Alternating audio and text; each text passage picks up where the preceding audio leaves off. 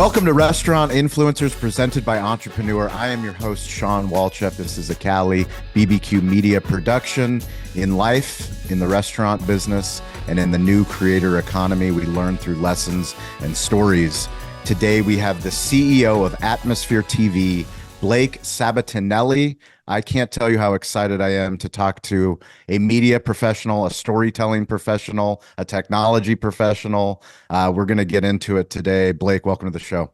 Thanks so much for having me on. And I got to say, I went back and listened to a few episodes, and your delivery and consistency of delivery of your intro was remarkable. So kudos to you.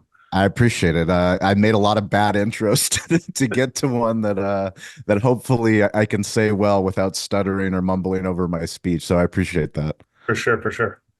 Let's go with our favorite random question, which is where in the world is your favorite stadium, stage, or venue? Man, that's a really good question. And look, I'm a suffering Dallas Cowboys fan at this point. Oh, I'm I grew sorry. up outside of Fort Worth, and as a teenager, Cowboys were really, really good, and I thought that was going to continue forever.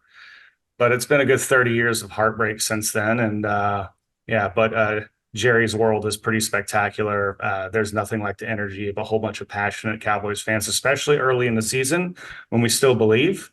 Um, we all knew this was going to end badly this year, so. But yeah, I love Jerry's Palace. It's a wonderful place. Look, I'll always cheer for my Cowboys, but begrudgingly now. So Jerry's Palace, I love it. We're going to go there. I'm going to talk to Entrepreneur. I'm going to talk to Toast, who's a title sponsor of our show, and we're going to talk to Atmosphere. And somehow, some way, we're going to figure out how to put on the best TEDx style hospitality conference. Not something where people are talking on a panel and bullshitting and a bunch of sales and ads. What we're going to talk about is real storytelling. And I want you to get up on the mic and pitch us. Let us know, what is Atmosphere? What's the big vision? What are you guys building? It's a pretty simple premise, actually. We make TV for businesses. And while that sounds like the most boring of all concepts, it's really the exact opposite. We make TV for businesses because we've all walked into a place, your favorite restaurant, your favorite bar, gyms, all the other locations that we operate in. And you look up at the TV, you see something striking. There he is, Stephen A. Smith. He's 35 feet away from you. He's on mute. He's angry as all get out about something, as always. And you have no idea what the hell he's saying because he's on mute. It's home TV produced or now living in a business. And there's 1,000 other examples. Judge Judy, or whatever the new name of her show on Amazon is, same thing. Sports Center on mute, CNN, Fox News, MSNBC on mute. In-home experience that's great, and out-of-home experience that's terrible. And we make a better experience for that. We all, for all intents and purposes, we're a fast platform. So you watch plenty of these in your house, Pluto TV, Tubi, and others. And we have our own version of it in a fully integrated ecosystem with 40 to 45 channels, depending on how many pop-ups we have at any time, all there to entertain your customers with your eyes instead of your ears. Because the reality is, you go to a bar, you go to a restaurant, it's probably pretty loud in there. And hearing is, not exactly an easy thing to do in a lot of cases, but you can see the visual candy that we're putting on television. And we give this all away to our restaurant and bar friends. And we do that all in exchange for some advertising time that we deliver across the network. You bring me back to the beginning of Atmosphere, bring me back to the Chive days. Yeah. Look, this business, we always say this is a new startup, and it really isn't. So Chive TV every company is a day one company.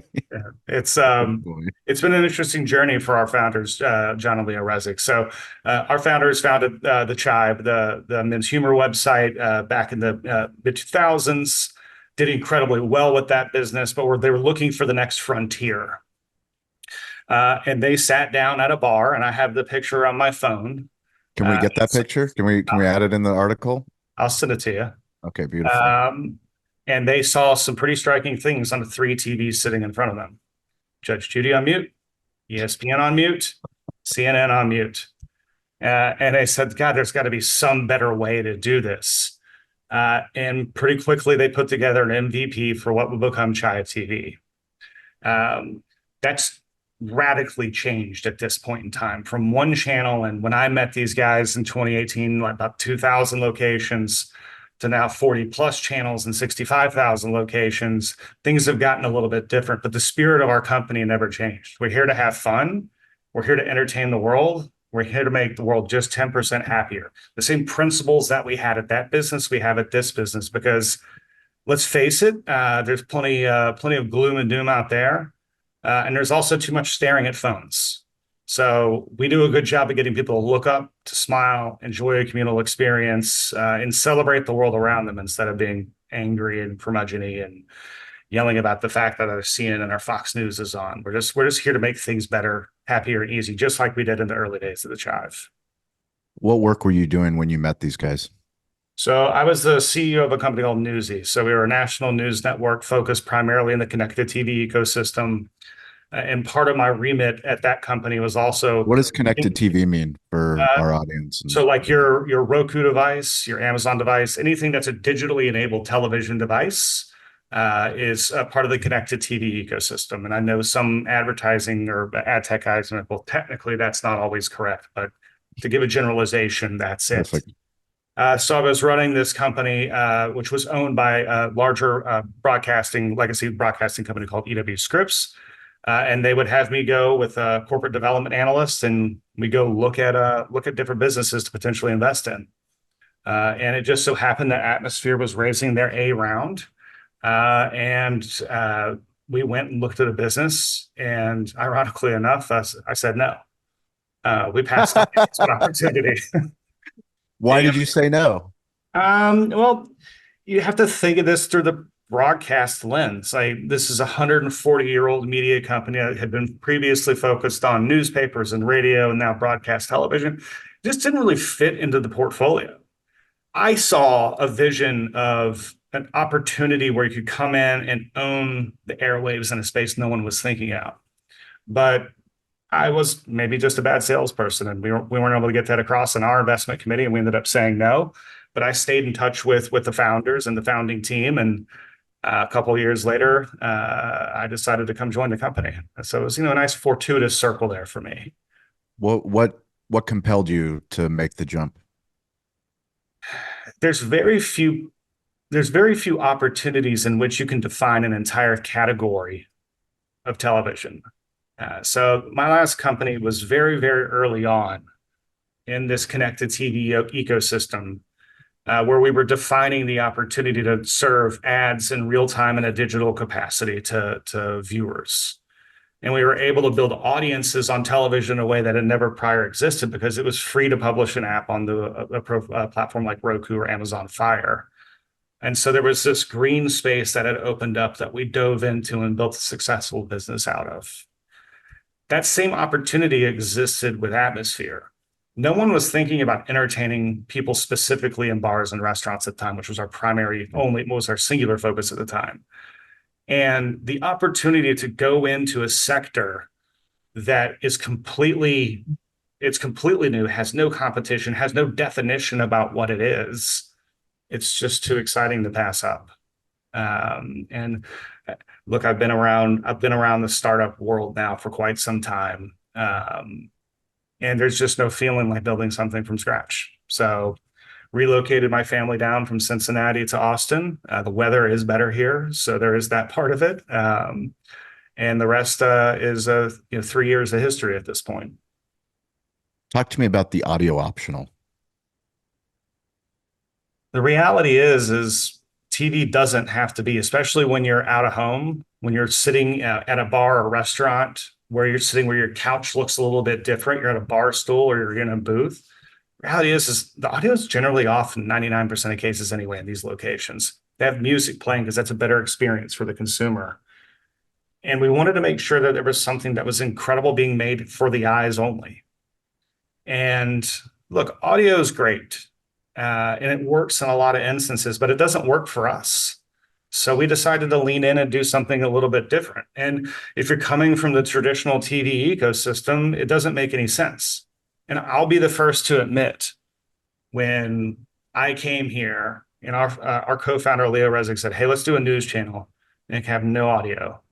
I was a little I was a little flummoxed. It took me a minute to wrap my mind around that because I spent the rest of my career figuring out ways to use audio as a crutch when you didn't have sufficient video. But it really works. I mean, the places that we live, all these different businesses, screens that we operate on, they don't have to have sound. So why make it too much more difficult? Create a great, simple product surrounded by incredible infrastructure for our operating partners to use, and you have something that has a little bit of fire to it. And so it's just not something we've really thought about, and we've turned down so many people who want to work with us because they're like, I just can't bend my mind around why you would have to have no audio. And the reality is, we want people to watch and not hear. And that's the opportunity to get people to put this thing down, put it face down, and everyone, tap each other on the shoulder. Hey, did you see that? That was hilarious. Or, oh my God, what an amazing piece of video. You just don't have to have audio for that. What's interesting to me when I first learned about Atmosphere was, we built a breakfast business. We took over a breakfast business, added a full liquor license, wanted to create this sports bar environment, family-friendly sports bar environment. And I obsessed with sports. You name the sport, didn't matter. 365 days out of the year, we were going to figure out what channel we needed to pay, all these expensive costs. But even for someone like me running my business and seeing the families that would come in, not everyone loves sports. And even the people that didn't love sports, they are looking for other options. Their eyes are scanning the displays across however many TVs you have in the place. And this opportunity for this B2B content, this best of internet content. I remember the first time that I saw Chive TV, I was actually out with my wife down in Gaslamp, and I couldn't keep my eyes off the TV because it was so entertaining. For you, how do you get messaging across to the restaurant industry, the bar industry, obviously coming on shows like this, but what's the strategy behind the marketing of this B2B that we all as restaurant owners, bar owners, we don't have to go by the same playbook of cable television, direct TV, all the other options. We can actually have atmosphere and have some entertaining component, plus also use the display side. That's right. So if you think about this from the most simple perspective, it's a show me kind of value proposition. So we have an inside sales team that explains the value prop to folks all across the country. Yep. But where people really start to get it is twofold. They see it in the wild, and they watch their wife or kids or themselves get glued into the content that we're producing. And then they call you and they say, I got to have this thing. This is fantastic. And then you start explaining the other benefits of the platform. We give everything away. We give our signage tools, our ad creators. We give everything that you could possibly give to an operator to make sure that they're enhancing their business and doing ultimately probably what you care about most, which is increasing dwell time and increasing ticket sales. Yep. Because that's how you make more money. So if you show them, it's great. If you give them amazing tools, it's even better. So everyone who goes into why you explain free TV, that's the best of the internet. People say, I'll give it a try. They see free TV, that's the best of the internet. They're all in. Yes. Because it's just that good. And that's not me saying that as a CEO and an operator of a business. That's me saying that in a new world where television content looks different and people want to be entertained in different ways. And no one else is leaning in the way that we are. When you look at the content channels, you mentioned 40 to 45 at any given time. Can you go a little bit deeper into the offerings, the things that you show and what you choose to show, and how you find this channel might perform better than others? Of course. So Chive TV's always been our flagship channel. And it's, to your point, the best of the internet, people doing amazing things. And it's well watched across our platform. But it's not always the right channel for every environment. So we have, Pause TV for those that want to see more animal-focused content. We have Happy TV for a really upbeat and positive experience, which does incredibly well in locations like doctor's offices, where people need something to calm that white coat fear. We have live news and live sports channels that are highlighting the best of what's happening across the world from a global perspective on news, and from the best highlights, scores, betting lines, and everything else on sports. We have niche channels like, small pro sports. Like at one point in time, we had spike ball. We've tried volleyball, billiards. We've done just about everything you can think of. And we really do want to get back to something that resembles the Ocho, uh, something that Right. is probably the ESPN that you remember from when you were a kid. I do remember. Strongman competitions and all the other crazy stuff that used to be on ESPN where like I didn't know that was what people actually did as a hobby, but lo and behold, there they are carrying 200-pound boulders. Frankly, we have a channel for every environment. And we do that because everyone has their own taste. Everyone has their own atmosphere within their businesses. And that is a pun that's intended. But we just want to make sure that people are given the tools that they think can help drive more sales. And that might be comedy, and that might be sports, and it might be news, and it might be adventure and action sports like Red Bull. But we give it all at their disposal so they can make that choice. We live in a world where there's so many options for content. How do you curate the content for these channels? So we're so fortunate to have a team here that gets to watch internet videos. It's a great job. It is a great job.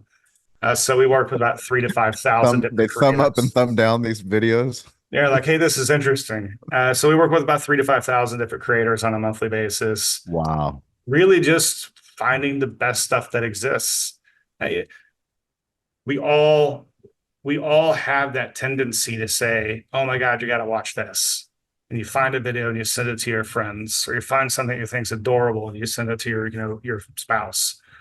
Um, we have a whole crew of people that do that for us, that find the amazing things before they can be found, and can be curated and aggregated in such a way that we have a programming formula that it fits in there and allows us to create the same exact phenomenon that you get on a phone, but on a television screen to inspire awe or get people to laugh or to get people to say, "Oh my God, that amazing thing was just floored me." We do it all with an amazing content team, content acquisition team here in house. Um, and we push it out for the world to see to the 131.5 million people that watch us on a monthly basis. Let's talk about that. You posted that 3 months ago on LinkedIn, 131 million, half of the US population. That's correct. It's a big, big number. It's a massive number. It's a massive number. We're the second largest ad supported television platform in this country. Number one is YouTube. It's amazing. And we did it all in a way that no one had thought about. Going after You, locations and screens that people just, they were there. Who cared? do you think that we're still early in 2024 when you're selling against that ad product? Absolutely. Absolutely. We're early. This is a totally new category. We reach something like 4% of our total defined TAM in this country. So total addressable market, business Mhm. locations we can go into. And that's at 60 plus thousand locations. We're just now informing our agency partners of why we matter, why they should be using our product, why we should be part of their constant marketing mix. Because the reality is we've been doing this for 4 years as a focused effort. This is 4 years of work. And Mhm. now we've built the size and scale that we need. And then you have to go after the other side of the business and get people to understand the value prop from an advertising perspective. So as we continue to grow both, I mean, we're so early on that this is days of infancy, not even early days. This is you can barely focus your eyes on your parents kind of days. Yeah. It's interesting. You recently launched a small business campaign. You did it nationally, you did it regionally. We were actually part of the campaign here in San Diego, and the amount of people that took a screenshot if they were at a bar or at a restaurant because they saw, me and my team in that photo because atmosphere was on where they were at, it was pretty resounding. It was pretty compelling to see, the things that someone says, but then actually in the wild. For me, it's one of those things when we talk about content storytelling, people want to know what's the ROI, what's the return on investment of doing content. Well, digital receipts is the best. Word of mouth, but a digital receipt, like show me actually somebody that said it, they saw it, they're compelled to share it. Back to that shareability part. How do you, from an ad product standpoint, talk to the people and the brands and let them know that this is something that can move their brand forward? Uh, so you had anecdotal data, right? Here's all the information coming in. Hey, I saw you, this, that, and the other. True empirical data is what our advertising partners want. Correct. And that comes with the size and scale that we've achieved today. And in advertising, it's, kind of similar to what Missouri, the show me state, show me the money. Because if they're putting $1 in, they want $1.50 out. Yep. And I get that. So do I. As Yep. an advertiser, I want that to be true as well. And so we've had to do a ton of research with partners to show that, if you're a large beverage manufacturer, that I can lift on-premise sales by X%, but I can also lift off-premise sales by an equal or larger percentage basis.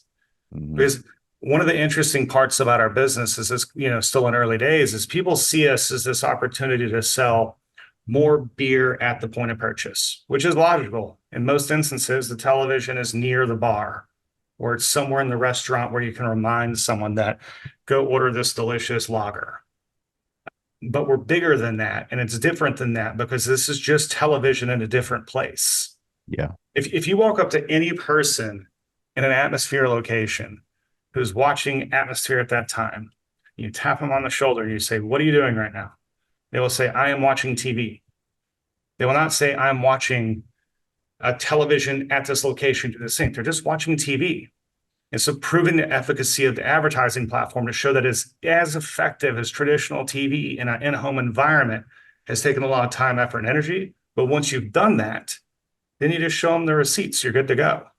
And we've been seeing a significant amount of success today as that has become more and more prevalent. And we have more and more data to go back to our partners with. Can you talk about the platform that you've built from an advertising standpoint of how someone regionally could log in and literally start deploying ads against locations that are not just restaurants and bars, but any of the locations that you guys are in? Yeah, the ability to light up a campaign in a way just like you do on Google or on Facebook, or I guess Meta now, to drive results for your business is something we spent a lot of time making sure we could do. But beyond that, we spent a lot of time making sure we got it right. Doing things and then doing things right is a big difference. But if you hearken back to the days of the boycotts against Facebook when they were still Facebook, for all of the terrible video that was showing on their platform, I don't know if you're like me and you're an investment nerd and you go listen to the earnings calls. For anyone that doesn't, what a real restaurant tech earning calls, yeah. Yeah, what a real joy those can be. But Mark Zuckerberg giving commentary on the boycott of all these major national brands, he didn't care. He really didn't care if they were advertising with him or not, because the vast majority of their revenue was generated by small businesses, medium-sized businesses, delivering advertising through their self-service platform. And we see the same opportunity sitting in front of us. There's an opportunity today to build a network and to help empower small businesses to drive value to their locations. In the same way, when we did a campaign to showcase your business or other businesses, you can just do it on your own. You can do it in a very price competitive nature. And so it's one of the areas we're most excited about, is not just growing out national advertising, the national platform as a whole, but also building something of scale and opportunity for restaurant operators like yourself to go and make sure you can drive foot traffic and make money. Because as a person who likes to go out to eat, nothing makes me happier than a restaurant making money. Absolutely. When you guys are international, you have how many 5,000 locations international? Right about, yeah. So we're in, Canada, which clearly is international. I don't think people a lot of think about it that way in most instances, but significant footprint in Canada, several thousand locations in the United Kingdom and Ireland, presence in Norway and France, presence in Australia and New Zealand. We actually do really well there. We're in places we never thought we would go, just with the product that's built for a domestic audience. and have started to dabble in content and opportunities that exist for international audiences. But humor and awe are universal things. It's not like that's only funny in English when the audio is off. If someone is, doing an amazing trick and falls down, it's not amazing in another language when a French gentleman jumps from one airplane wing to another at 30,000 feet. It doesn't make it any more or less amazing. It's still incredible. And we've seen that durability of the content move over to bars and restaurants across the pond the same way that we saw it here. Makes sense. Can you share a little bit about the content partners? Someone like Red Bull, how does that come about and how do you build upon that partnership? Red Bull's an amazing partner to us in so many ways. They were one of the first groups to really place a bet on this little company based out of Austin, Texas. They said, sure, we see the value of what you're doing. And now they see the value in what we're doing in such a big way that, huge parts of their organization are concentrated on working with us at any given time. And I actually, a great example of how these relationships bloom is even beyond Red Bull X Games. So X Games just had the X Games Aspen event here this weekend.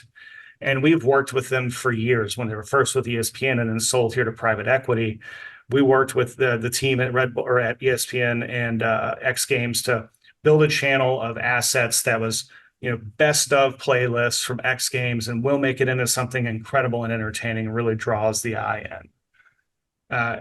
The great thing about what happens when you start that and they're starting to see performance and they're getting checks from us that are sizable is they start getting more and more excited about what could happen if you continue to lean into a platform.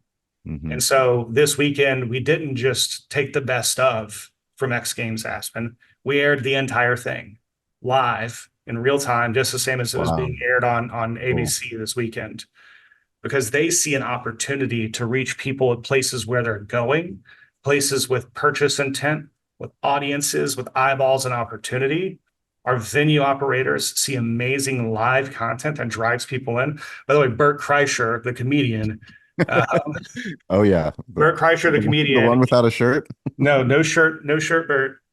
He was at a bar in California that had X Games Live on our platform.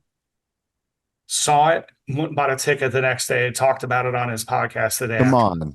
That's serious. Amazing. It was great, but it shows the power of what we're doing because, oh my God, this live event's happening. And if you're at X Games, this is the best possible outcome you can have. Even better so when it's a famous comedian that they can drag on air and have him do jokes and take his shirt off and whatever else he did that day. That's amazing. Can you talk about beyond the bar restaurant space? I know you guys just partnered with Delaware North for airports. Can you go a little bit into that partnership and other spaces that you guys are in? Yeah, so the focus of our business started with bars and restaurants, and then a funny thing called COVID happened. Yeah, and unfortunately shut y'all down, which means we got shut down, and we needed to find a way to continue to generate revenue so we could keep our business going. And we quickly realized, especially in states like Texas, Arizona, and Florida, which they were kind of the optional states as far as observance of COVID. They were like, let's just keep plowing through. That while restaurants were closed down or limited capacity, other businesses were still open. And those businesses were places like doctors' offices, like, auto oil lube shops and others. And all of them had the same core principle as our other businesses that we were focused on at the time, bars and restaurants. They had dwell time of over, a few minutes. So meaning someone's in that space watching TV and they're doing it for more than 30 seconds. And they had intentionality of viewership, meaning they were actually there and they were actually watching. And so we moved our business to not just focus on bars and restaurants, but bars and restaurants and other locations that have intentionality of viewership and significant dwell time. Hence doctors' offices, which we have thousands of locations. Gyms are a huge footprint for us. We're in thousands and thousands of gyms here domestically and in the UK.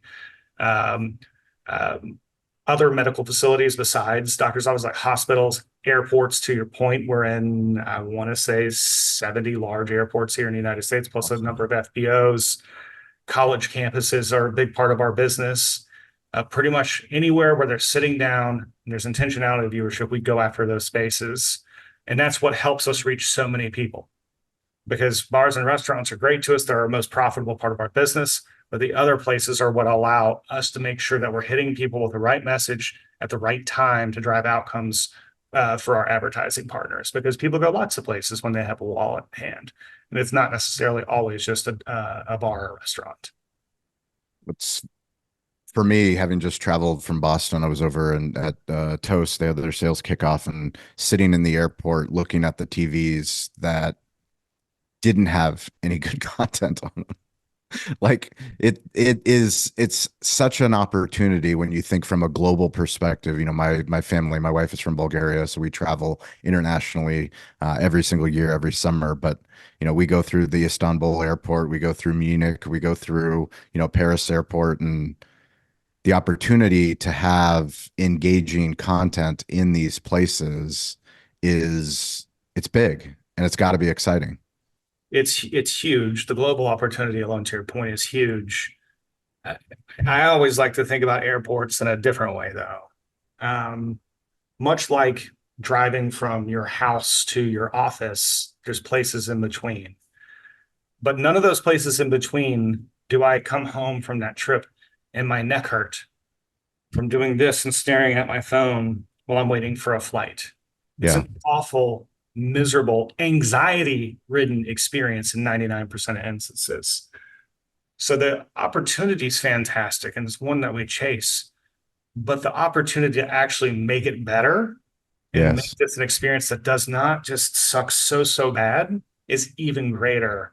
And that's why we're passionate about platforms like we've generated or built, and opportunities like airports, because there has to be something better at a certain point in time. I mean, something's got to give, because I don't want to watch whatever this replay they have of CNN that's on. I Of don't course want not. to look at a black screen that has nothing on it or it's flickering. And I honestly, I don't want to like be bothered in an airport. Most people don't. You're freaking out. You're about to get on a flight. So finding a way to get the people to take a breath and enjoy the experience around them, it's just such a no-brainer and such a huge opportunity for a business like ours. So I'd love for you to talk about we've done content with Atmosphere at the National Restaurant Association show in Chicago. We see a lot of different brand partners that activate at that show and other shows. You guys do a much different job. Obviously, it's great when you have content, you have screens to bring people in, but talk about the people on the team. Atmosphere, you guys do a really good job of curating the talent. You have hospitality in your blood and your DNA, and you can tell whenever I've engaged with anyone on the team. How do you do that? How do you cultivate that? And from a trade show activation perspective, what are the goals for this year? Finding the people is the hard part. Yeah. And finding the people is the hard part, because two fundamental things have to be true with people that work at this company. They can't be an asshole. They have to be kind and good people, truly compassionate human beings. Because that's the foundation of getting people to understand who we are. We can show them the content and understand why we're here, but people like to work with people they like. And if you're off to the races with a tremendous asshole that you're initially dealing with, you have quite a problem. So we look for those people first. And in most instances, Sean, a lot of the folks that we've hired over the years don't either have media experience, especially on the sales side. They don't necessarily have tech sales experience. They're just good people and they get it. They've seen us out and about. They're like, I like this. I'm really passionate about this business. Did a lot of research on you, and I want to come work here because it seems like an amazing place to work. And so, how we're going to deploy those people this year? We're going to go bigger shows, fewer small shows this year. Yep. We'll be likely up at the conference or two with you this year. Awesome. But really focusing on places where we think it's going to matter most today. Conferences and events around bars and restaurants, around gyms, around medical. We're really focused on those core categories. And we just want to show people, like I said, this is a show me kind of business. And when you can say, hey, first and foremost, look, we can entertain your customers in a way that no one else can. And we're going to give you a digital signage platform that is, has proven efficacy behind it. If you advertise in your own business, you will sell more of whatever product you have on screen. And then you kind of loop it all around with this holistic opportunity that exists. It's not just inside your restaurant. It's the network that you live within as part of this ecosystem that we've built. Because you as a business having our product, showing it makes you part of our company and our ecosystem. Absolutely. And having that capability and understanding of what it means to actually activate against that, that's where the magic happens. So if you just get people to sit, listen, or watch, and it's not an asshole on the other side, we've found a lot of success. It's worked pretty well so far for us. So every single week, you, the listener, you, the watcher, we want you to come on LinkedIn. We do 2 calls weekly on Wednesday, Friday, 10 a.m. Pacific time. It's a chance for you to share your story, come up on stage, let us know about your restaurant, your bar. If you're a content creator, if you're in sales marketing, it's a digital hospitality community. You can reach out to me at Sean P. Walchef, ShawnPWalchef. Blake, where's the best place for people to connect with Atmosphere? We'll put the links to social. I know you guys are on Instagram, on LinkedIn. You guys put out great content. I love it. I want to see more of it.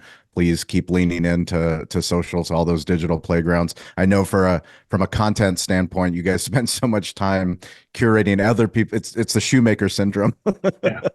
where you're making everybody else's shoes. It's hard to focus on your own. But anything that we can do to help, we're grateful. Where's the best place for people to learn more about Atmosphere?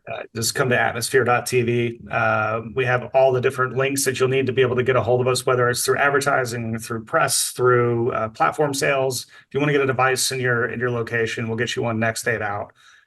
It's totally free as a reminder. Yeah, messaging on LinkedIn, Twitter, Facebook, email.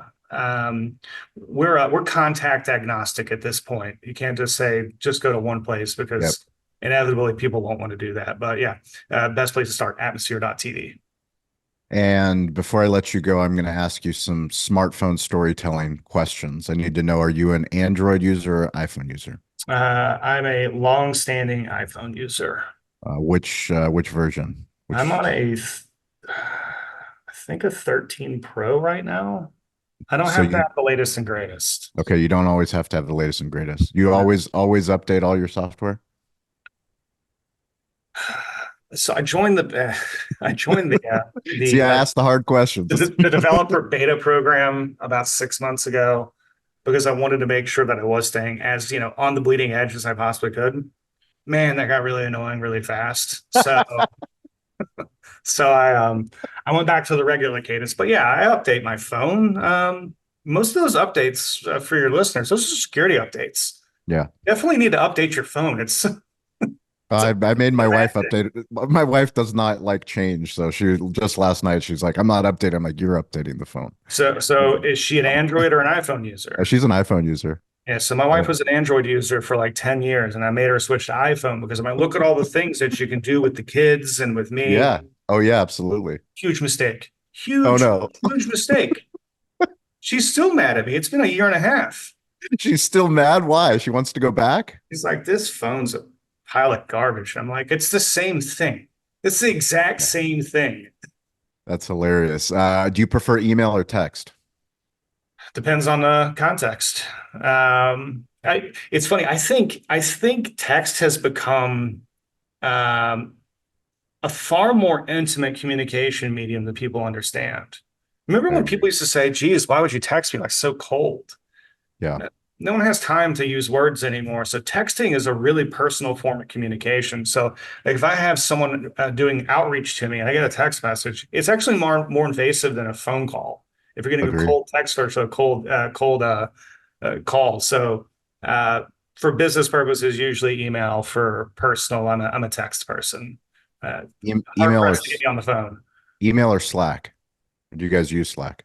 We use Slack, so all 300 of us use it, sometimes begrudgingly. Again, it depends on the context. I won't do any serious business on Slack.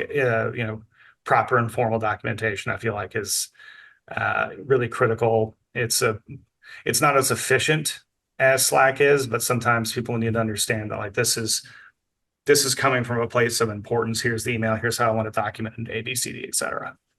Hmm. How many emails do you get a day? I'll answer the question in a different way. I actually put my phone down for about a week over the Christmas break for the first time in a very long time. And I think I came back over Christmas break, by the way. It was like the week after Christmas. I think I came back to 3,100 emails. 3,100. Yeah, and I'm pretty aggressive about marking things as spam and everything else. It took me 2.5 weeks to clean it up. Every Wow. every time I'm on an airplane and this you just start chunking through it. How many emails do you enjoy reading on a daily basis? It's a tough one. Pretty much zero. Um, who really likes reading email? It's I mean, got it's to be just someone compelling. saying, "Here, I'm going to give you $1 million." I'm like, I like Yeah. those emails, but how often are you getting that email? And maybe are you getting that email frequently? No, I mean I get some emails that I enjoy actually reading, some newsletters that I'm subscribed to, people that I found on Twitter that they're compelling writers and things that I care about. But it's very infrequent. Yeah, I mean, same. Yeah. I shouldn't say zero, but it's not. I'm not hankering to learn the latest news on privacy concerns and connected TV. A lot of times I have to know about that, but it's not like I'm like, wow, I can't wait for that newsletter to hit. Do you prefer photos or videos? Photos, especially with Photos. this live motion stuff they have on iPhones. I get the gist. Why do you hoard Audible credits? Let's see how many I have real quick. It's so bad. Here it is. How do you use Audible credits? Why is the digital hospitality so poor in Amazon that they make it so difficult to use an Audible credit? I don't know. I think I have 13 credits right now. Yeah. And yeah, I need to be better. I'll every now and then when my wife yells at me about having so many Audible credits because we share an account, I'll just go and download all the books I want to read eventually. I'm like, look, I only have one credit left. See, See? I've been using this, which that kind of subscriber retention is a bad thing for my wallet. So maybe I should just cancel it. But then they won't let me listen to my books. So they know how They to got you. they know how to force me to pay them every month. What is your least favorite app? My least favorite app, probably Google Maps because here in Austin we've not done a great job of investing in infrastructure. And if you want to groan, I live pretty far outside the city, right on the edge of the country. If you want to groan every single day, that's the fastest way to do it. I mean, it's a blessing and a curse. What a godsend it is to not have to remember what directions are. Or I was trying to explain this to my son recently. I'm like, you used to have to use a paper map, like in my lifetime. And if you Yep. got lost, you had to get the map back out again and pray to God that you could figure out where you're at on this map. That used to be so true. So it's a blessing in that way. It's a curse, and it just reminds you instantly how long your commute's going to be. And what's your favorite app? What do you use the most? I think at this point, probably, and this has been for quite some time, it's probably Reddit. Really? Yeah, so Reddit is just such a source of information as a whole. I mean, look, I love everything from cars to home remodeling to reading financial Hmm. subreddits. And there's no place on earth where you can get it all in one place. So it is truly the front page of the internet. Do you search on Reddit or do you subscribe to No, subreddit? I subscribe to Okay. subreddits. Interesting. Very I'm interesting. a progressive 42-year-old. I gotta, Progressive 42-year-old. Well, I'm 42 too, so that makes us both fringe millennials. Uh, Graduate class of 2000. So the internet was supposed to end us as we knew it, but we made it. by the way, so this is a question for you. Are you considered a millennial or not? Depends on the data source, best I can tell, but do you think you're a Yes. millennial? Consider myself a fringe or an elder millennial. an elder millennial. Thank you for solving this or settling this argument that I was having with my wife again last night for the 58th time. What did she say? She thinks I'm Gen X. She's a year older than I am.